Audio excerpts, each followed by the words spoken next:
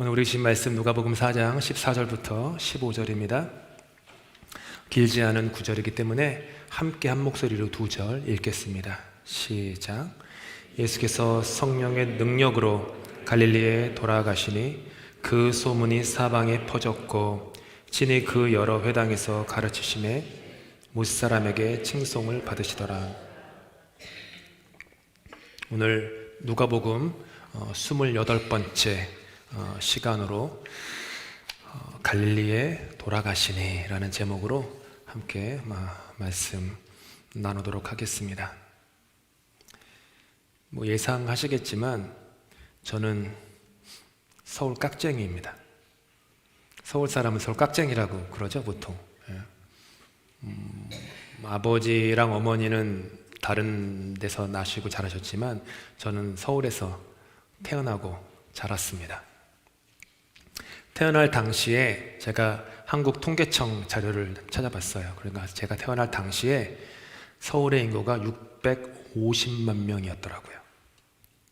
그랬는데 딱 제가 고등학생이 되니까 그때 1000만 명을 넘어섰더라고요.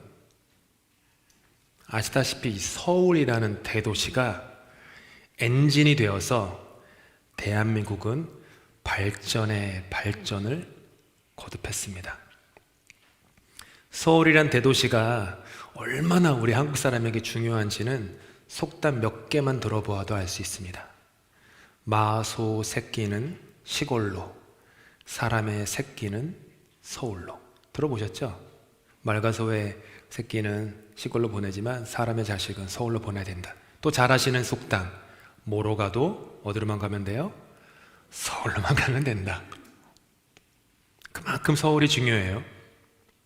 인류의 역사도 이 대도시를 중심으로 발전해 왔습니다. 최초의 도시가 어디냐 하면 9,000년 전에 생겼다라고 믿어지는, 여러분이 잘 아시는 성경에 나오는 여리고가 그 인류 최초의 도시로 여겨지고 있습니다. 기원전 3,500년 경에는 한국에서 이제 세계사 배우셨으면 다들 배우셨을 내용들인데, 티그리스 유프라테스 강의 그 문명, 그리고 비슷한 시기에 나일강에서 또 문명, 이렇게 도시들이 형성이 되었죠. 고대 도시들의 인구를 정확히 알 수는 없지만 학자들에 따르면 예전 고대 도시예요. 아테네가 약 5만에서 10만 명 정도, 예루살렘이 3만 명, 카르타고가 30만 명 정도 되었다. 물론 예루살렘이 3만 명 그러면 작게 느껴지시면 3만 명 절대 작은 숫자 아닙니다. 그리고 예루살렘은 비록 거주하는 인구는 3만 명이었지만 그 절기가 많았잖아요. 6월절이다 뭐다. 그때마다 세계 곳곳에 사람들이 와서 그 도시가 약 100만 명 정도가 도시를 채울 정도였어요. 그러니까 큰 도시였어요.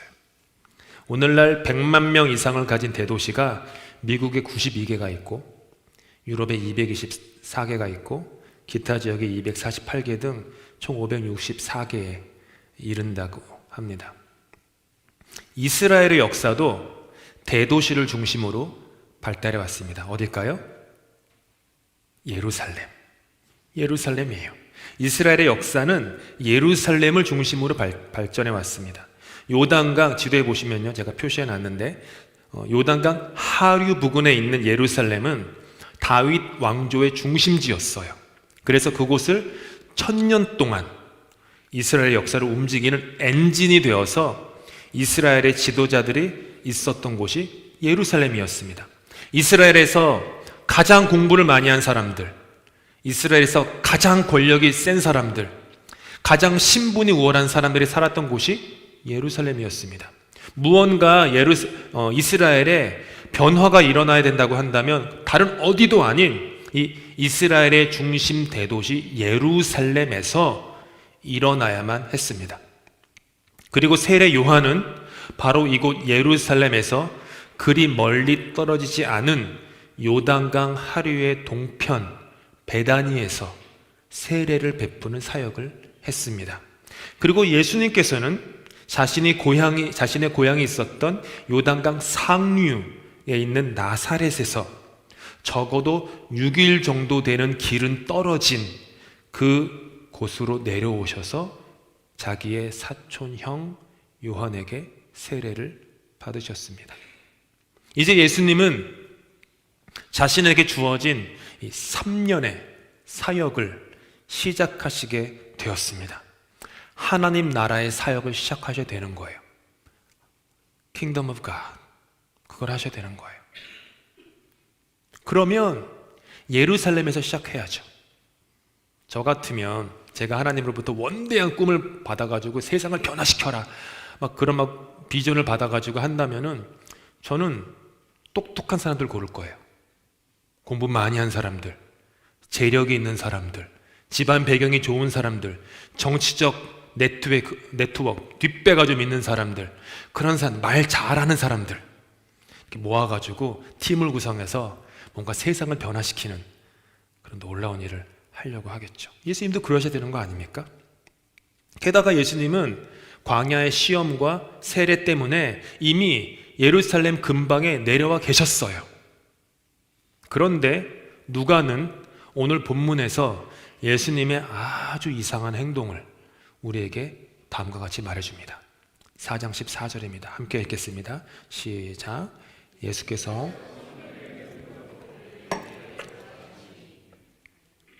갈릴리에 돌아가시니 작년 10월 9일 추수감사주일 예배 때 제가 누가복음 1장 26절부터 27절을 본문으로 해서 갈릴리 나사렛이란 동네라는 제목으로 말씀을 전하였습니다.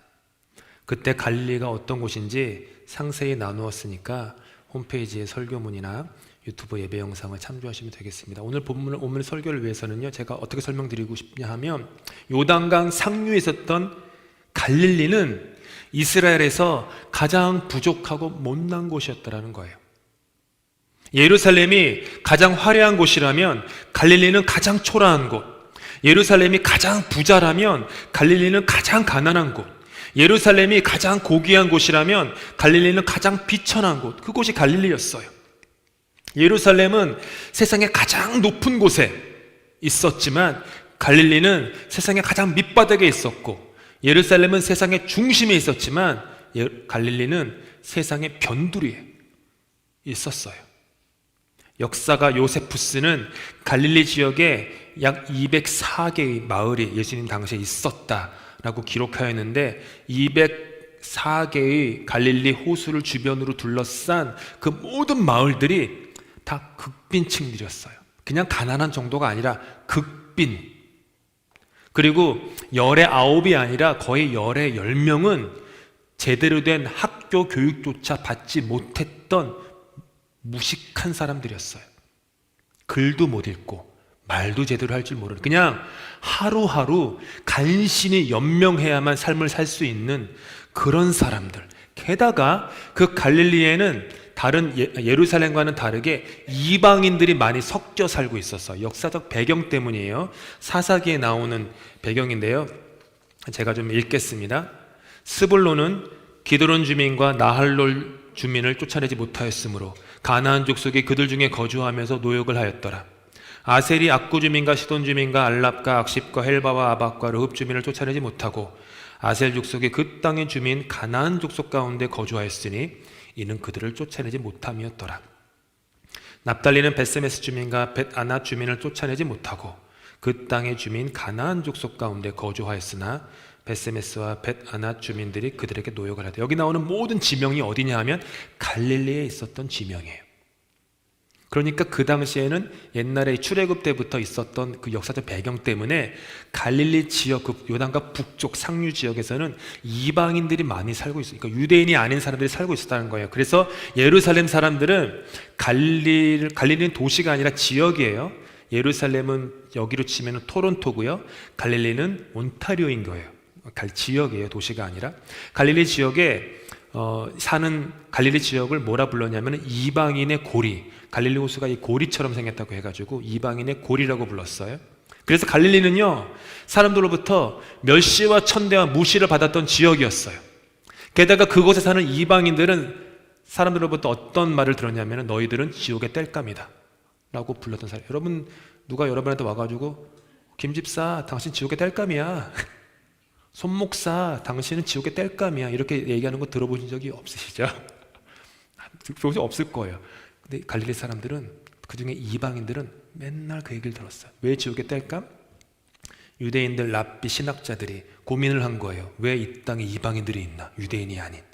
고민하다가 신학적 결론이 뭐냐 하면은, 지옥이 있는데 하나님께서 그들을 지옥의 불을 꺼지지 않게 대피우는 그 목적으로 땔감으로 삼으시려고 그들을 지었다, 이렇게 생각했던 게 그들의 신학적 결론이었어요. 얼마나 무서운 결론이에요. 지옥의 땔감이다.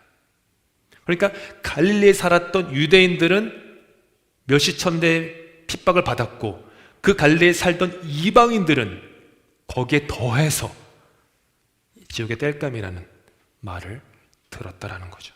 그런데 예수님께서는 예루살렘이 아닌 갈릴리로 돌아가셨습니다. 그리고 그곳에서 사역을 하셨어요. 그곳의 사람들과 살을 부대끼며 함께 사셨고, 그들에게 말씀을 전하셨고, 그들을 고쳐주셨고, 그곳 출신 사람들로만 12제자를 삼으셨어요.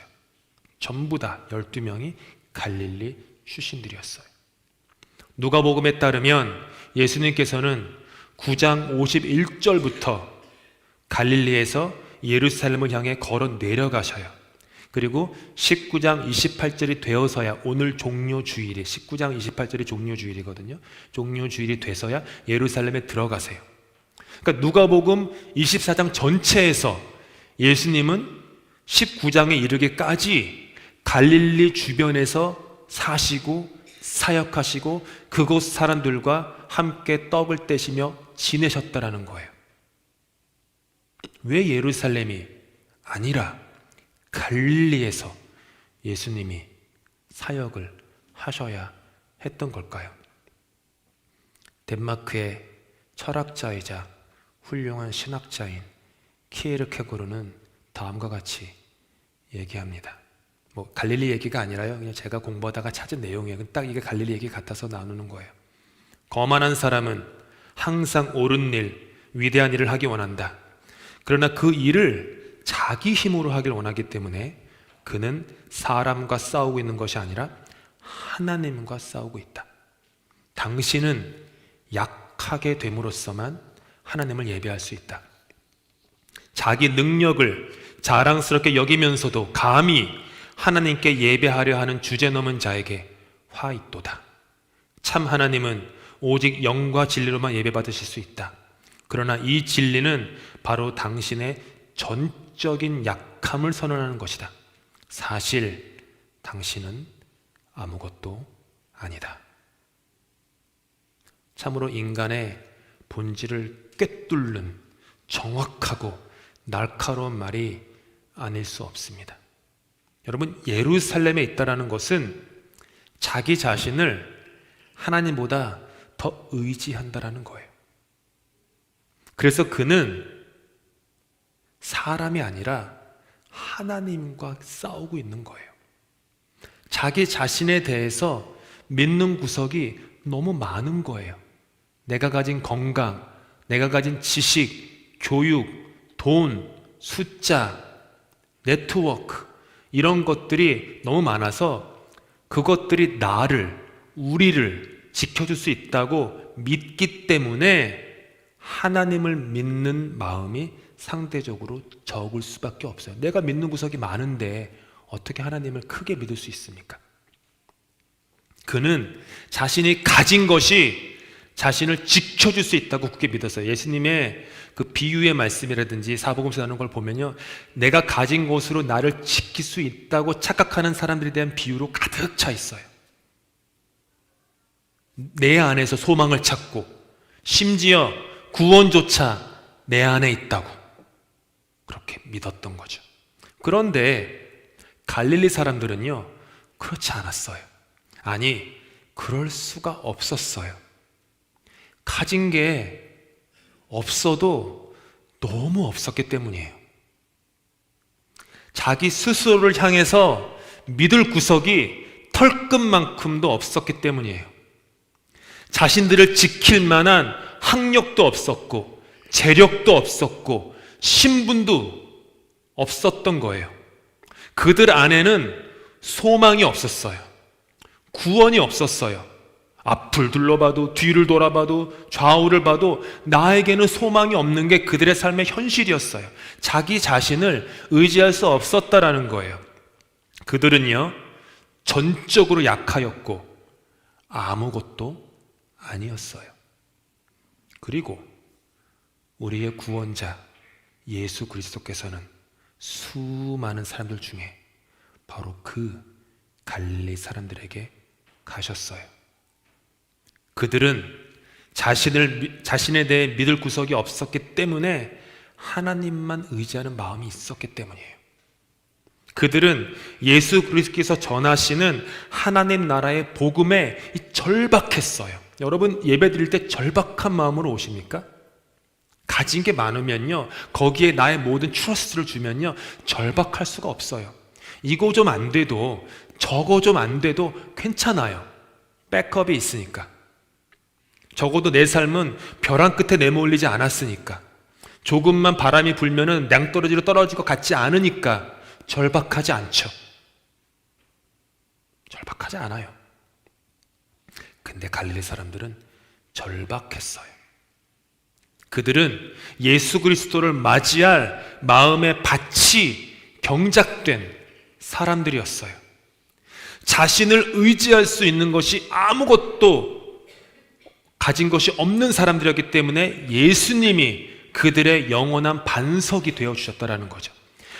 저와 여러분이 나 자신을 의지하면요, 내가 무너지면 나의 존재도 무너집니다. 당연하죠. 근데 주님만 의지하면 아무것도 아닌 내가 무너진다 하더라도 주님께서 무너지지 않기 때문에 나란 존재는 결코 영원토록 무너지지 않는 존재로 하나님 앞에 설 수 있는 거예요. 예수님은 갈릴리 사람이셨고 그분은 갈릴리 사람들에게 찾아가셨습니다.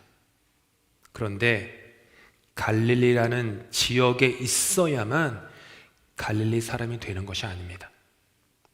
중요한 것은 우리 안에 우리 마음이 갈릴리 마음이 있는가, 그거예요. 가진 게 없는데 너무 가지고 싶어, 너무 욕망하고 너무 집착하고 사람들을 시기하고 질투해요. 그러면 가진 게 없어도 그 마음은 예루살렘인 거예요. 그러니까 우리가 착각하면 안 돼요. 갈릴리의 마음, 그러면 돼요. 정오의 뙤약볕 아래에서 타는 외로움과 한때 사랑했던 5명의 남자들로부터 반복되는 거절을 당해 검게 그을린 인생의 밑바닥을 뒹굴고 있었던 사마리아 우물가의 여인에게 찾아가 주님이 말씀하셨어요. 내가 너를 다 안다. 내가 너를 다 이해한다. 여러분, 그 여인은 5명의 남편이 있었던 부도덕한 여인이 아니었어요. 당시의 사회는 여성이 남편을 선택할 수 없었어요. 남자가 여자를 선택하지 여자가 남자를 선택할 수 없는 사회였어요. 이 얘기 뭐냐 하면 이 여인은 5명의 남자들로부터 선택을 받았지만 5명의 남자들로부터 하루아침에 거절당했다는 거예요. 그 아픔이 얼마나 큰 아픔이겠어요. 근데 그 여인에게 찾아가셔서, 갈릴리 사람이 아니에요. 그 여인은 내가 너를 안다. 내가 너를 이해한다. 내가 너를 구할 것이다.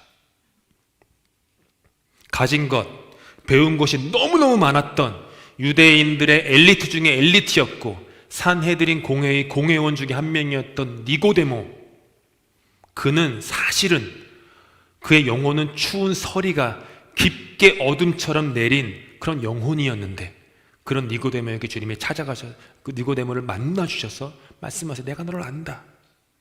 내가 네 마음을 이해한다. 내가 너를 구원할 것이다.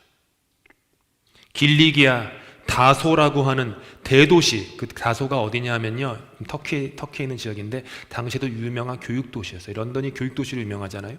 교육도시 다소에서 양질의 교육을 받고, 게다가 로마 시민권이 있으면 사람을 죽여도요 즉결 심판을 받지 않아요. 로마 시민권이 얼마나 대단한 그 패스포트인지 모든 것으로부터 보호받는 그런 사람으로 태어난 바울, 15살에 예루살렘으로 유학을 가가지고 당대 최고의 법학자였던 가말리알의 문화에 들어가 최고의 학문을 공부하면서 그 어렵다는 바리새인의 20대 때 속함으로 말미암아 성공의 사다리를 착실하게 걸어가고 있던 바울.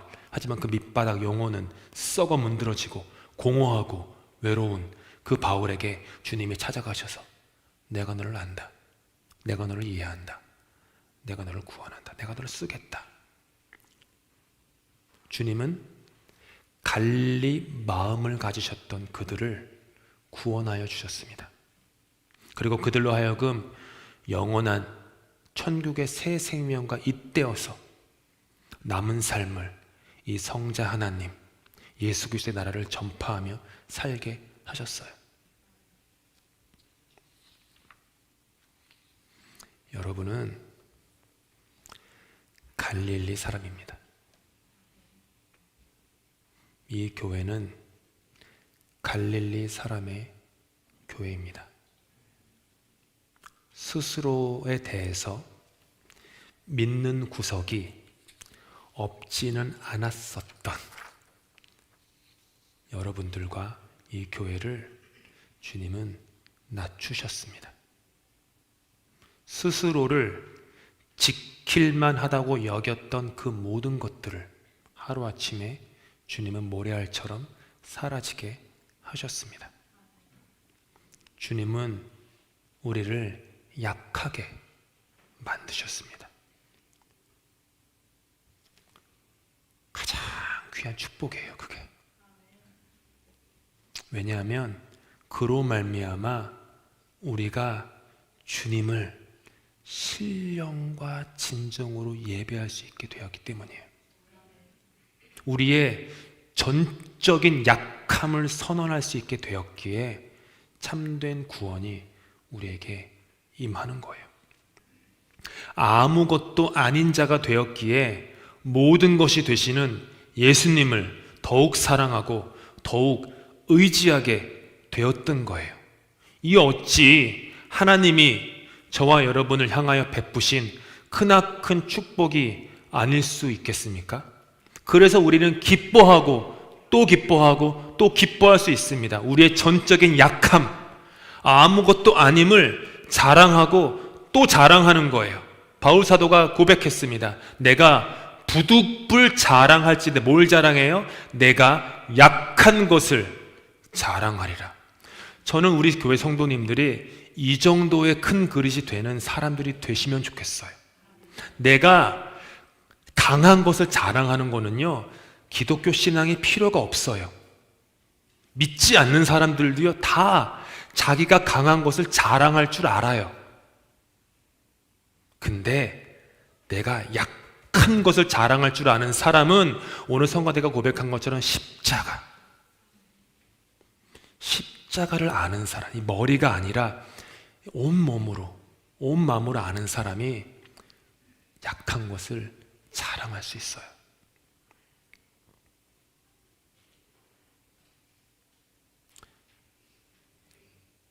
저도 그렇습니다. 그런 마음을 가지기까지 생각보다 오래 걸리더라고요. 저는 유학을 왔으면, 제가 IMF 때 유학을 왔으니까 98년에 유학을 왔지 않습니까? 나름대로 제 안에 꿈이 없었겠습니다. 저는 신학에 대한 마음이 없었으니까 원대한 꿈이 있었어요. 처음에 공부에 취미는 없어가지고 잘 못했지만 여기 와서는 조금 공부에 취미가 생겨가지고 꽤 했어요. 꽤 해서, 그래서 늘 가진 생각이 월드 클래스에서 공부를 해야 된다, 이 생각이 늘 있었어요. 제가 토론토 대학 간 것도 월드 클래스 때문에 갔어요. 적어도 세계 탑 10, 탑 20는 들어야지, 그런 마음. 그래서 그 공부했어요. 신학교를 락스를 간 것도 제가 물론 장로교 배경도 있었지만 낙스 신학교가 그 신학교가 소속된 그 신학 그 전체 그 소사이어티가 세계 탑 10은 되니까 간 거예요. 나름 공부 열심히 해가지고 다른 사람들은 신학 마친 다음에 2년 정도 석사를 더 공부한 다음에 박사를 가는데 저는 2년의 과정을 건너뛰었어요. 자랑하는 거 아니에요. 이거 고민해, 이거 기억하시면 안 되는데.